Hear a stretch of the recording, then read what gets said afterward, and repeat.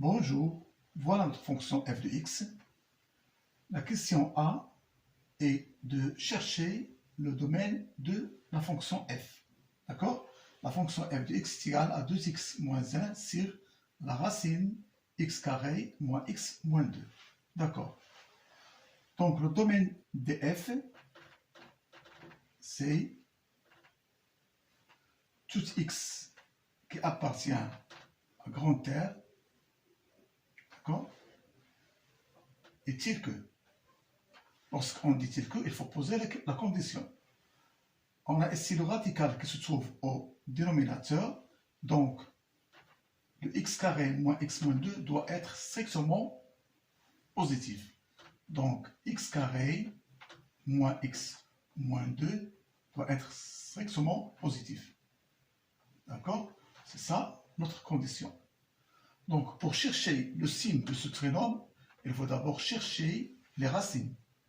D'accord? Donc il faut résoudre l'équation x carré moins x moins 2 égale 0. D'accord?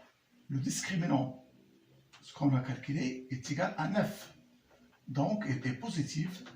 Donc, l'équation possède deux solutions distinctes.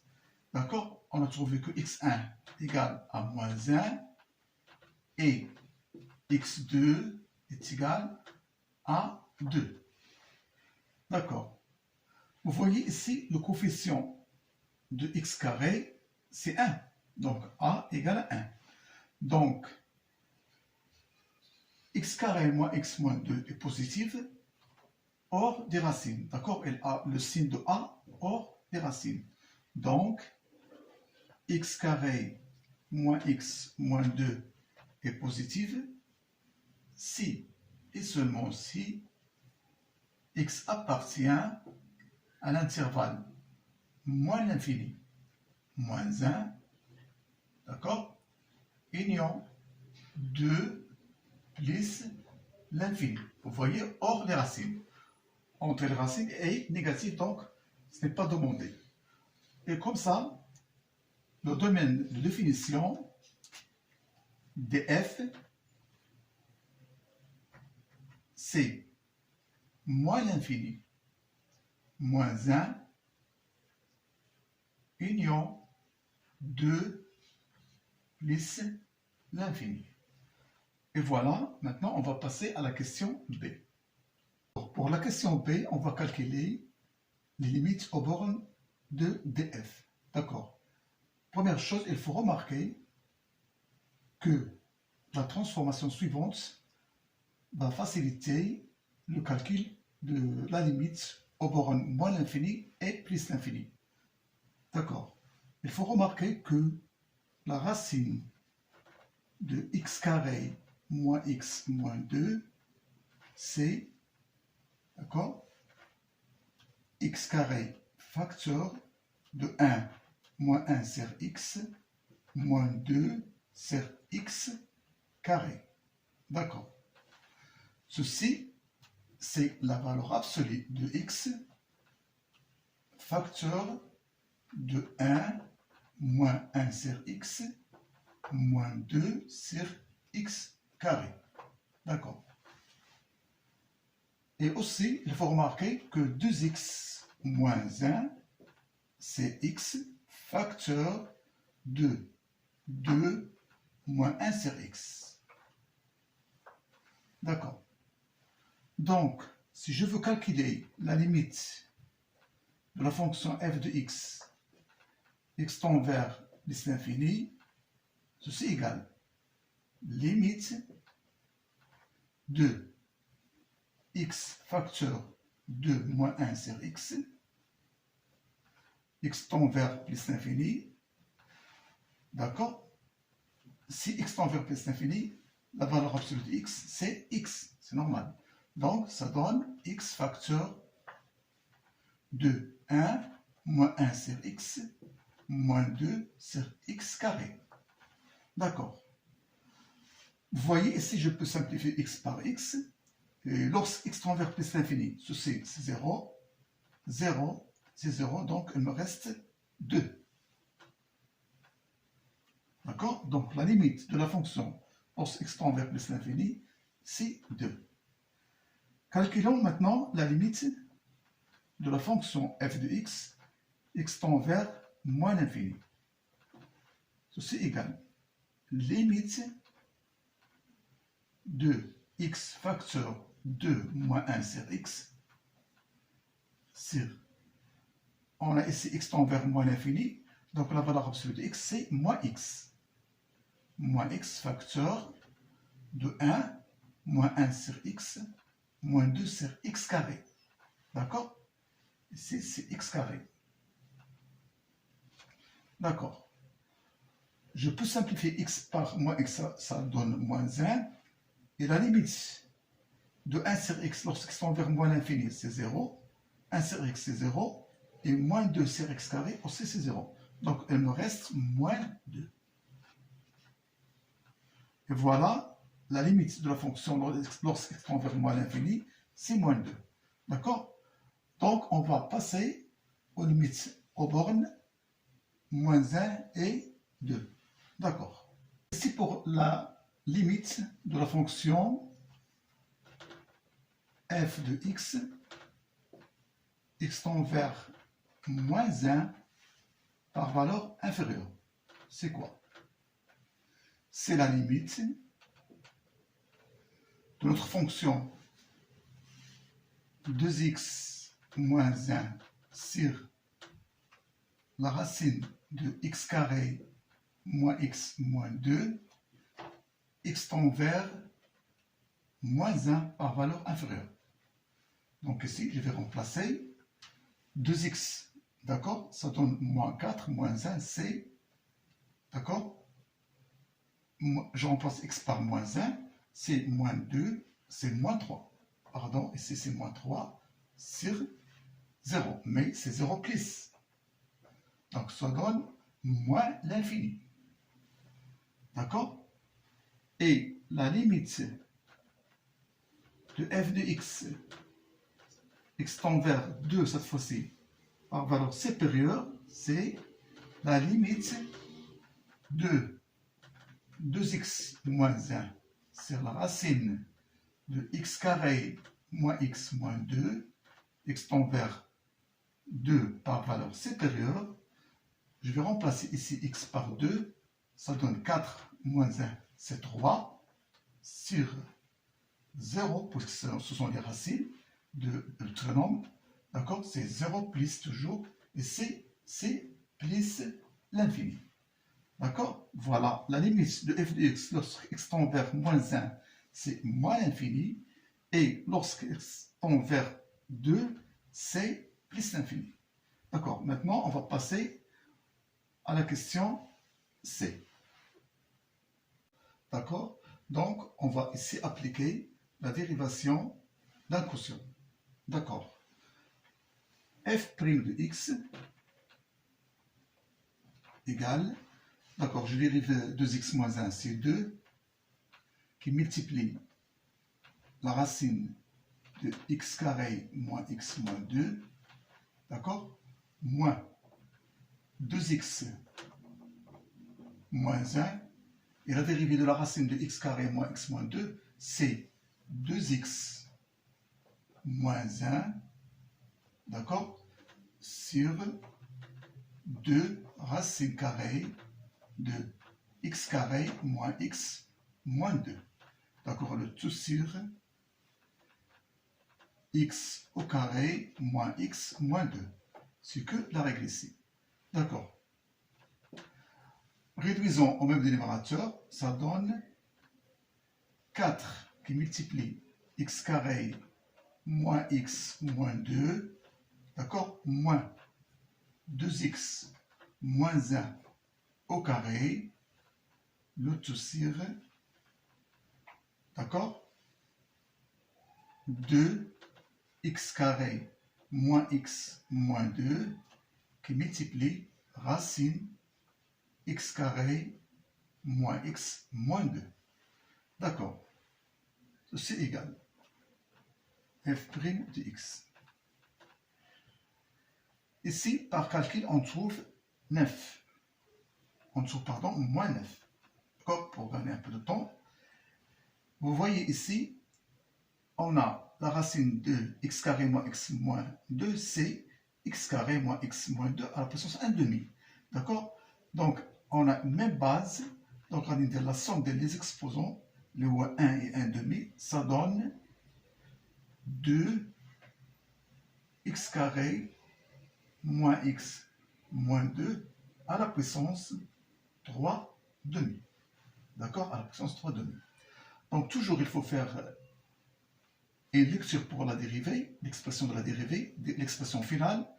Nous constatons que la fonction dérivée ici, elle est négative. On a moins 9. Ceci, il est positif. Donc, qu'est-ce qu'on conclut? Que la fonction dérivée, elle est toujours 1 négatif dans tout intervalle où elle est définie. D'accord? Donc, on va maintenant dresser le tableau de variation pour notre question. Voilà le tableau de variation pour notre fonction à étudier. D'accord? Ici, on pose la variable x. D'accord? Ici, c'est le domaine de définition où il varie x. D'accord? Il varie de moins l'infini, d'accord, jusqu'à plus l'infini. Bien sûr, en enlevant le point moins 1 et 2. D'accord? Qui ne sont pas définis. D'accord. Ici, on pose f' de x. D'accord? Comme vous voyez que le f', d'accord, de x, il est négatif dans tout cet intervalle où il est défini. D'accord? Donc ici, il est négatif ici et négatif ici. D'accord? Donc, ici, c'est f de x. D'accord. Ici, il est négatif, donc elle est décroissante pour les deux intervalles. D'accord? Voilà, elle est décroissante ici, et aussi elle est décroissante. D'accord. Pour moins l'infini, d'accord, on a calculé la limite de f de x lorsque c'est tend vers moins l'infini, c'était moins 2. D'accord? Au borne de moins 1, c'était moins l'infini. D'accord? Et au borne de 2, c'était plus l'infini. Ici, c'est 2. Donc, voilà les lectures pour le tableau de variation.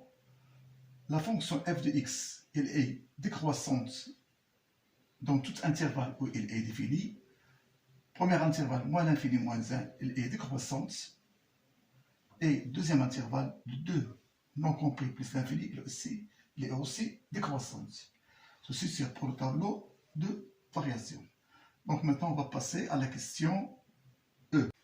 D'accord? Pour les asymptotes, on a calculé, d'accord, la limite de f de x lorsqu'x tend vers moins l'infini, c'était moins 2, et la limite de f de x lorsqu'x tend vers plus l'infini, c'est 2.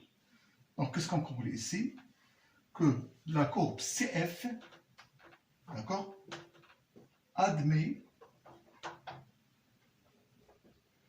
2 asymptotes, comment? Horizontales. D'accord? Horizontales. Donc, y égale à moins 2 et y égale 2. D'accord. Et aussi, on a calculé la limite de f de x lorsqu'x tend vers moins 1 par valeur inférieure, c'était moins l'infini. Et la limite de f de x lorsqu'x tend vers 2 par valeur supérieure, c'était plus l'infini. D'accord? Donc ici, qu'est-ce qu'on conclut? Que la courbe CF admet deux asymptotes, d'accord? Comment? Verticales. Cette fois-ci, elles sont verticales, d'accord? X égale à moins 1 et x égale 2. D'accord. Ça va nous servir pour la représentation graphique. Donc, on va passer à l'autre question. Pour étudier la concavité, il faut chercher f seconde de x. D'accord. F' de x, c'est moins 9 de x carré moins x moins 2 à la puissance 3 demi. D'accord? Ceci, je peux l'écrire de notre façon. C'est moins 9 sur 2 qui multiplie le trinôme x carré moins x moins 2 à la puissance moins 3 demi. D'accord? Je refais ici. D'accord. Donc, f seconde de x, c'est 27 sur 4, d'accord? X carré moins x moins 2 à la puissance moins 5 demi, d'accord? C'est n moins 1 qui multiplie la dérivée de x carré moins x moins 2, c'est 2x moins 1. D'accord. On remarque que le signe de f seconde de x est celui de 2x moins 1. D'accord? Donc, si x est inférieur à moins 1, d'accord? Autrement dit, appartient à l'intervalle moins l'infini moins 1, 2x moins 1 est négatif. D'accord? Si x inférieur à moins 1, alors 2x moins 1 est négatif. Ceci implique que f seconde de x est aussi strictement négatif, strictement inférieur à 0. Dans ce cas-là, la concavité, d'accord, la concavité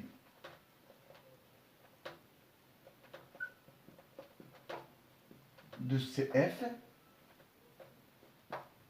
comment elle est tournée vers le bas. Autrement dit, vers les Y négatifs. D'accord? La concavité est comme ça, est tournée vers le bas. D'accord. Si, deuxième cas, Cx est supérieur à 2, c'est-à-dire appartient à l'intervalle 2 plus l'infini. 2x moins 1 est positive, ça veut dire que quoi? Que f seconde de x est positive. Comment la concavité, d'accord, la concavité CF est tournée vers le haut, d'accord? On dit qu'elle est tournée comme ça vers le haut, ou bien vers les Y positifs. D'accord? Et voilà, on a étudié la concavité de la courbe CF. Donc, on va passer à l'autre question. D'accord, maintenant on va tracer la courbe CF. On a deux asymptotes horizontales en 2 et en moins 2. D'accord? Voilà, on va tracer les deux asymptotes horizontales. Puis on a deux asymptotes verticales en moins 1, voilà, et en 2, voilà. On a dit que lorsque x est inférieur à moins 1, la concavité de la courbe est vers le bas. D'accord? Donc, on va tracer maintenant comme ça. Voilà, la courbe sera comme ça. D'accord? D'accord? Donc,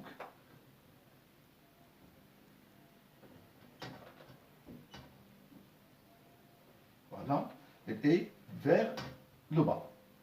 Et lorsqu'on est supérieur de 2, d'accord, la concavité est vers le haut, vers les Y positifs. Et voilà, on va tracer la concavité qui est envers le haut, d'accord? Comme ça. D'accord? Et voilà la représentation graphique de notre fonction f de x. Et bon courage.